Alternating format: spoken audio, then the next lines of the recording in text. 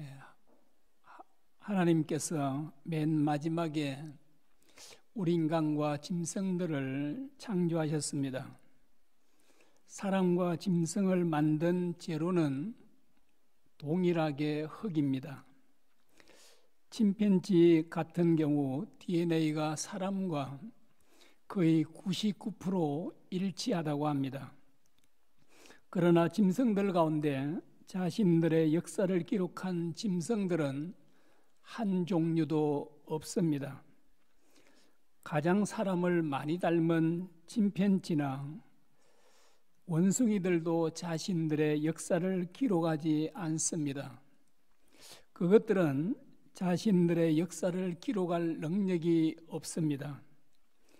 자신들의 역사를 기록으로 남길 수 있는 이는 오직 우리 인간밖에 없습니다. 창세기 1장에 보면 하나님께서 우리 인간을 만드실 때 하나님을 닮은 존재로 만드셨다고 말씀합니다. 그러므로 우리 인간은 짐승들과 달리 말을 하고 글을 만들어 인간의 역사를 기록으로 남길 수 있습니다. 우리는 약 600년 전에 사람인 세종대왕을 한 번도 본 적이 없습니다. 그러나 역사의 기록을 통해 그가 무슨 일을 했는지를 잘 알고 있습니다. 우리는 2000년 전에 이 땅에 오신 예수님을 우리의 구세주로 믿고 있습니다. 여러분, 어떻게 이런 일이 가능할 수 있습니까? 당시 사람들이 복음서를 기록해 놓았기 때문입니다. 역사를 안다는 것은 참으로 중요합니다. 왜냐하면 역사를 통해 교훈을 얻을 수 있기 때문입니다. 역사를 크게 둘로 나눌 수 있습니다. 하나는 실패의 역사이고 다른 하나는 성공의 역사입니다. 그러므로 역사를 공부하면 어떻게 해야 성공할 수 있는가를 알 수 있습니다. 그러나 참으로 안타깝게도 대부분의 사람들은 역사의 교훈대로 살지 않습니다. 김영삼 대통령의 아들이 온갖 비리를 저질러 감옥에 갔습니다. 이것은 그 아버지 대통령에게 큰 수치요, 고통이었습니다. 이것을 생생히 지켜본 김대중 대통령의 두 아들이 있었습니다. 그런데 그들 역시도 감옥에 갔습니다. 이와 같이 대부분의 사람들은 이전 사람들의 실패를 거울로 삼지 않고 반복하여 실패의 삶을 삽니다. 이스라엘의 역사를 한마디로 실패의 역사라고 할 수 있습니다. 이스라엘 백성들은 온 세상 사람들이 인정하는 참으로 뛰어난 지혜를 가진 민족입니다. 노벨상을 이스라엘 사람들만큼 많이 받은 민족이 없습니다. 그러나 그들은 실패의 삶을 연속해 살았습니다. 성경에 기록된 이스라엘 왕들이 약 40여 명이지만 하나님의 말씀대로 바르게 산 왕은 몇 명에 불과합니다. 대부분의 왕들은 말씀대로 바르게 살지 않았습니다. 오늘날 말씀대로 사는 사람들도 극소수에 불과합니다. 저와 여러분은 바르게 사는 극소수 사람들에게 속하기를 주의 이름으로 축원합니다. 본문에는 바벨론의 마지막 왕인 벨사살 왕에 대해 말씀하고 있습니다. 벨사살은 느부갓네살 왕의 외손자이자 나보니드스의 아들입니다. 나보니드스는 7년 동안 통치하고 자기 아들에게 나라를 맡기고 아라비아에 있는 테마로 가서 노년을 보냈습니다.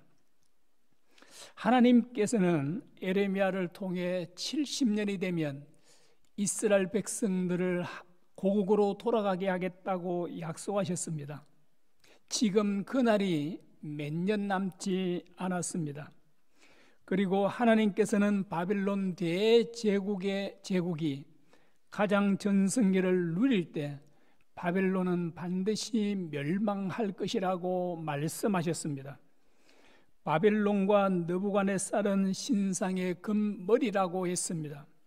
얼마 후에 한 나라가 일어나 바벨론 제국을 무너뜨릴 것이라고 말씀하셨습니다. 이와 같이 바벨론의 멸망이 선포된 시기는 바벨론 제국이 가장 번성할 때입니다.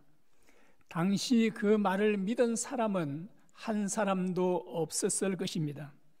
그러나 하나님의 말씀은 정하신 때가 되면 반드시 이루어집니다. 하나님께서 하시는 일을 그 누구도 막을 수 없습니다. 하나님께서 말씀하신 이스라엘의 회복의 때가 불과 2, 3년밖에 남지 않았습니다. 그리고 바벨론의 멸망은 이제 불과 몇 시간밖에 남지 않았습니다.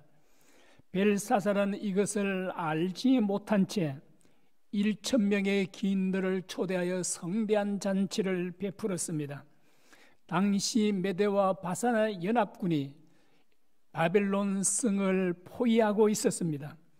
그러나 바벨론 성은 견고한 이중 성벽으로 되어 있어 어떤 군대도 쳐들어올 수 없는 난공불락의 성이었습니다. 그 성 안에는 수년 동안 먹을 수 있는 곡식이 있었다고 합니다. 그러므로 벨사살 왕은 바벨론 성이 절대로 무너지지 않을 것이라고 굳게 믿고 있었습니다. 왕은 성대한 잔치를 베품으로써 기적과 백성들에게 안전하다는 것을 보여주고자 했을 것입니다. 잔치에 항상 따라다닌 것이 술과 여자들입니다. 비싼 술집에는 항상 여자들이 있습니다.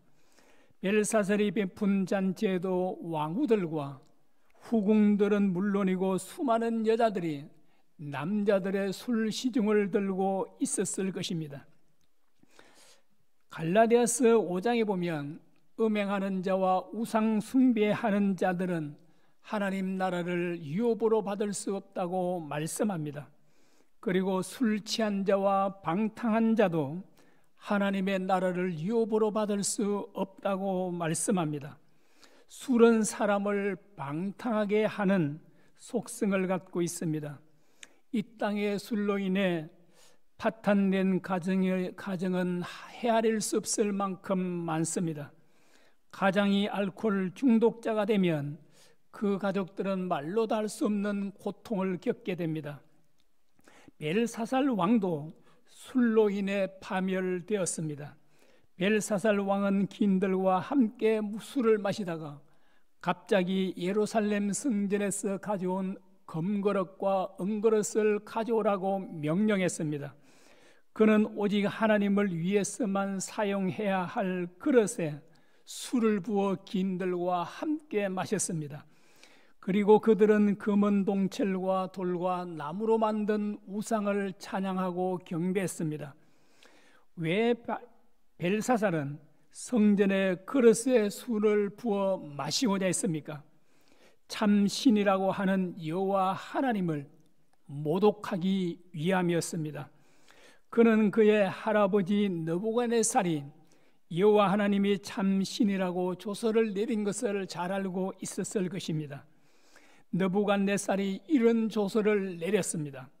누구든지 사드락과 메삭과 아벳느고의 하나님께 경솔히 말하거든 그 몸을 쪼개고 그 집을 거름토로 삼을지니 이는 이같이 사람을 구원할 다른 신이 없음이니라. 하나님께서는 다니엘의 세 친구들을 뜨거운 풀무불 속에서 머리털 하나 타지 않도록 안전하게 보호해 주셨습니다. 그래서 느부갓네살 왕은 전국에 조서를 내려 하나님을 모독하는 자는 그 몸을 쪼개고 그 집을 거름토로 삼겠다고 경고했습니다. 그런데 벨사살은 자기의 할아버지의 경고를 무시하고 하나님께 바쳐진 그릇에 술을 부어 마셨습니다. 이것은 의도적으로 하나님을 모욕하기 위함이었습니다. 그는 창조주 하나님을 손톱에 때만큼도 여기지 않았습니다. 이것은 그가 하나님을 얼마나 무시하고 업신여겼는지를 알 수 있습니다. 그는 하나님께서 살아계셔서 그의 모든 행동을 지켜보고 계신다는 것을 꿈에도 상상 못했습니다. 그는 절대 주권자이신 하나님을 자기 발로 짓밟고 자기는 하늘처럼 높였습니다. 타락한 우리 인간들의 특징이 바로 이것입니다. 우리는 끊임없이 우리 자신들을 높이고자 합니다. 우리가 말로는 하나님을 우리의 주인이라고 말하지만 우리의 행동은 그것을 부인할 때가 너무나 많습니다. 우리가 주인 되어 사는 것은 파멸을 자초하는 일입니다. 벨사살 왕과 기인들은 자신들의 멸망을 스스로 재촉하고 있었습니다. 그들은 성전의 그릇으로 술을 마시면서 한참 즐거워하고 있을 때 놀라운 일이 일어났습니다. 5절입니다.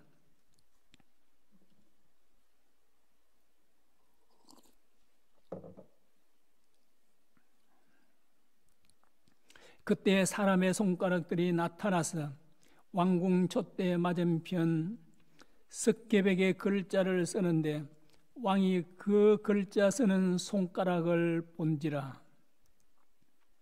갑자기 손가락이 나타나 하얀 벽에 글을 쓰기 시작했습니다. 이것을 왕만 본 것이 아니었습니다. 그곳에 있는 모든 사람들이 다 지켜보았습니다. 글을 쓰고 난 후 손가락은 없어졌지만 글은 여전히 그대로 남아 있었습니다. 즐거운 잔치 자리는 삽시간에 무슨 공포의 자리로 변했습니다. 이것을 지켜본 왕의 반응이 6절에 나타나 있습니다. 이에 왕의 즐기던 얼굴빛이 변하고 그 생각이 번민하여 넓적다리 마디가 녹는 듯하고 그의 무릎이 서로 부딪힌지라. 성전의 그릇으로 술을 마실 때 왕은 기인들과 함께 즐거워했습니다. 그 즐기던 왕의 얼굴이 완전히 창백해졌습니다. 사람이 무서운 공포에 사로잡힐 때 얼굴이 창백하게 변합니다. 얼마나 무섭고 두려웠던지 넓적다리 마디가 녹는 듯 했다고 표현하고 있습니다. 이것은 다리의 힘이 완전히 풀렸다는 것을 의미합니다. 다리의 힘이 완전히 풀리면 사람이 걸을 수도 없습니다. 그리고 왕의 무릎이 서로 부딪혔다고 말씀합니다. 얼마나 무섭고 두려웠으면 무릎이 서로 부딪힐 정도로 떨었겠습니까? 이것은 왕만 그런 것이 아니라 그곳에 있는 모든 사람들도 두려워 벌벌 떨었습니다. 벽에 글을 쓴 분은 하나님이십니다. 하나님께서 잠깐 손가락으로 벽에 글을 몇 자 적었을 뿐입니다. 그런데 대제국의 황제와 기인들이 두려워서 어찌할 바를 모르고 있습니다. 사람이 막강한 권세를 가지면 대단한 것처럼 보이지만 사실은 우리 인간은 참으로 연약한 존재입니다. 그런데 이런 인간들이 하나님보다 자기를 더 높이려고 합니다. 여러분 얼마나 기가 막힙니까? 왕과 기인들은 벽에 쓴 글의 뜻을 전혀 알지 못했습니다. 그래서 왕은 큰 소리로 모든 박사들과 지혜자들을 불러오라고 명령했습니다. 왕은 그들에게 글을 읽고 그 뜻을 해석해 주면 나라의 셋째 통치자로 삼겠다고 했습니다. 첫째 통치자는 벨사살의 아버지이고 둘째 통치자는 벨사살 자신입니다. 그러므로 셋째 통치자란 벨사살 왕의 다음 가는 자리를 말합니다. 일반 사람들이 오를 수 있는 최고의 높은 자리입니다. 바벨론 지혜자들도 당연히 그런 높은 지위를 얻기를 원했습니다. 그러나 그들은 그 글의 뜻을 전혀 알지 못했습니다. 왕은 더욱 심히 두렵고 분민하여 죽을 지경이 되었습니다. 왕의 어머니가 잔치 자리에서 일어난 일을 듣고 달려와서 다니엘을 청거했습니다. 그 당시 다니엘은 아무 간직을 맡지 않고 조용히 살고 있었던 것 같습니다. 그러므로 벨사살은 다니엘을 잘 모르고 있었던 것 같습니다. 왕은 다니엘에게 이렇게 말했습니다. 내가 나의 부왕이 유다에서 사로잡아 온 유다 자손 중에 그 다니엘이냐? 왕은 다니엘에게 이 글을 읽고 그 뜻을 해석해 주면 나라의 셋째 통치자로 삼겠다고 했습니다. 그러나 다니엘은 왕에게 왕의 예물은 왕이 친히 가지시며 왕의 상급은 다른 사람에게 주라고 했습니다. 그러나 왕을 위해 그 뜻을 알려주겠다고 했습니다. 여러분, 세상에 돈을 싫어하는 사람이 있겠습니까? 세상에 권력을 싫어하는 사람이 있겠습니까? 사람들은 어떻게든 더 많은 돈과 더 높은 권력을 가지고자 합니다. 그러나 다니엘은 합법적으로 받을 수 있는 권력과 돈이었지만 재물은 왕이 가지시고 높은 자리는 다른 사람에게 주라고 말했습니다. 그는 이 세상 재물과 권력에 대해 너무나 초연하였습니다. 그는 어떻게 모든 사람들이 갖기를 열망하는 것들에 대해 그처럼 초연할 수 있었습니까? 그것은 그가 영원한 것을 이미 가지고 있었기 때문입니다. 천국의 가치를 진정으로 아는 자는 이 세상의 것들을 가지려고 집착하거나 안달하지 않습니다. 우리는 우리 주님으로 인해 이미 천국을 소유한 사람들입니다. 그런데도 우리는 여전히 세상 사람들처럼 세상의 것들을 갖기를 갈망하고 있습니다. 여러분, 그 이유가 무엇이겠습니까? 바로 천국의 가치를 제대로 모르기 때문입니다. 우리 모두 천국의 가치를 진정으로 깨닫게 되기를 주의 이름으로 축원합니다. 다니엘은 왕에게 먼저 그의 할아버지 느부갓네살 왕의 일을 상기시켰습니다. 그는 하나님께서 느부갓네살 왕에게 거대한 바벨론 제국을 주셨다고 했습니다. 그러므로 그는 모든 나라와 백성들을 좌지우지할 수 있었다고 했습니다. 그는 자기 마음대로 사람을 죽이기도 하고 살리기도 했습니다.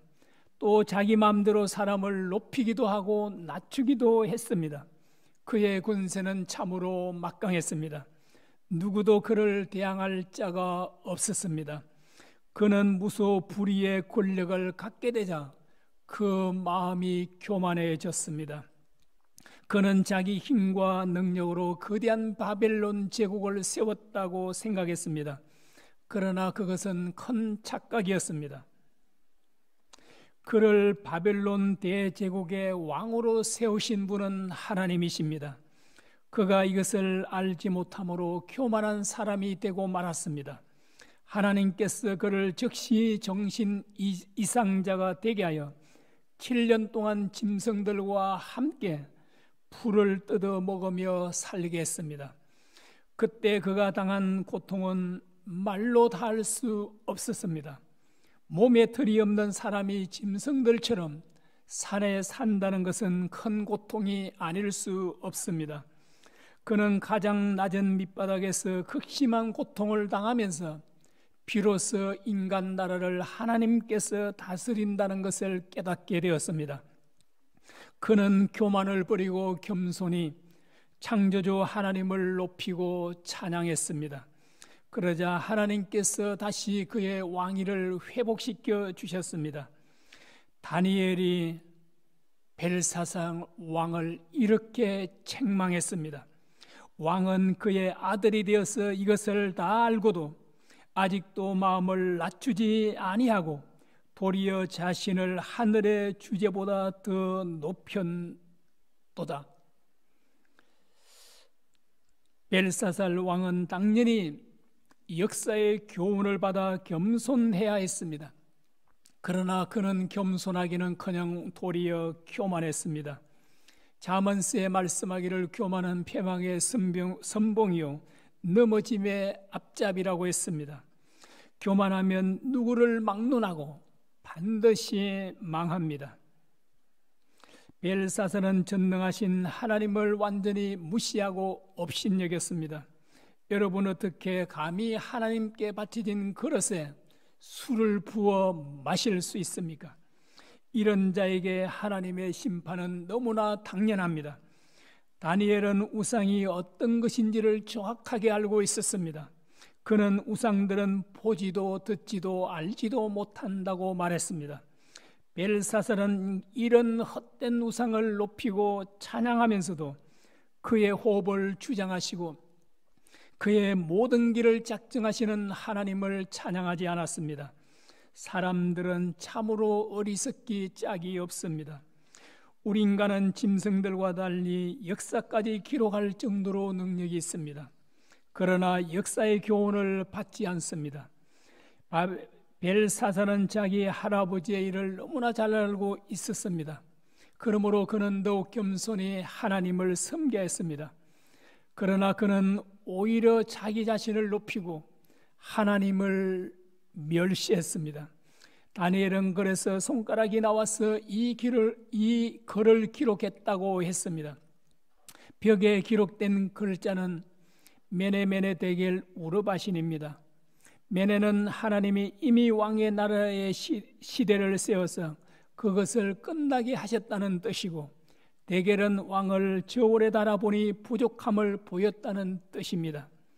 또한 바르시는 왕의 나라가 나뉘어서 메대와 바사 사람에게 준바되었다는 뜻입니다.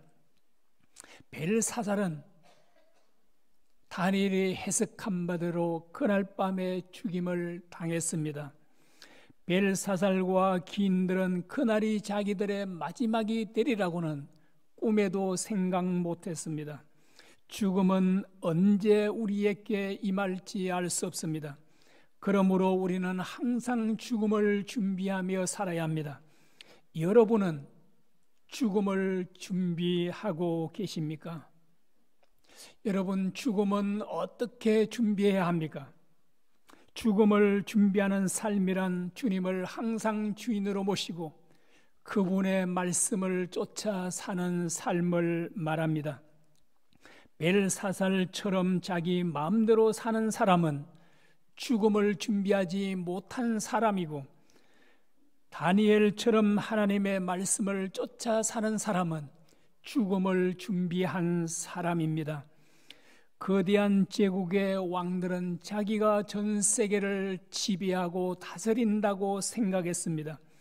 이것은 오늘날 왕이나 대통령들도 그렇게 생각합니다.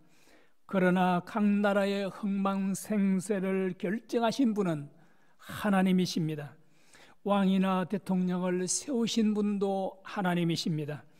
왕이나 대통령뿐만 아니라 우리의 모든 삶을 주관하신 분도 하나님이십니다.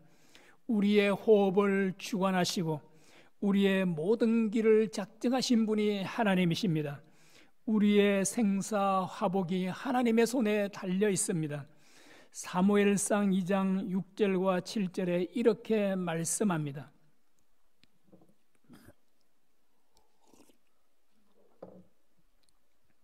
여호와는 죽이기도 하시고 살리기도 하시며 서울에 내리기도 하시고 거기에서 올리기도 하시는도다. 여호와는 가난하게도 하시고 부하게도 하시며 낮추기도 하시고 높이기도 하시는도다. 이것을 믿는 사람은 하나님 앞에 겸손하지 않을 수 없습니다. 이것을 믿는 사람은 하나님을 전적으로 의지하지 않을 수 없습니다. 절대 주권자이신 하나님을 의지하는 사람은 모든 일에 초연할 수 있습니다. 오늘 우리는 임직자를 선출하고자 합니다. 각자에게 어떤 결과가 주어지든지 초연할 수 있어야 합니다. 만일 이 일로 말미암아 마음이 흔들리거나 시험이 든다면 그 사람은 절대 주권자이신 하나님을 의지하지 않기 때문입니다. 영원한 것을 소망하는 사람은 이 세상의 그 어떤 일에도 흔들리지 않습니다. 우리 모두 주님께서 주신 천국의 가치를 진정으로 깨달음으로써 다니엘처럼 초연한 삶을 사는 저와 여러분이 되시기를 주의 이름으로 축복합니다. 기도하겠습니다. 아버지 하나님, 은혜와 사랑을 감사합니다.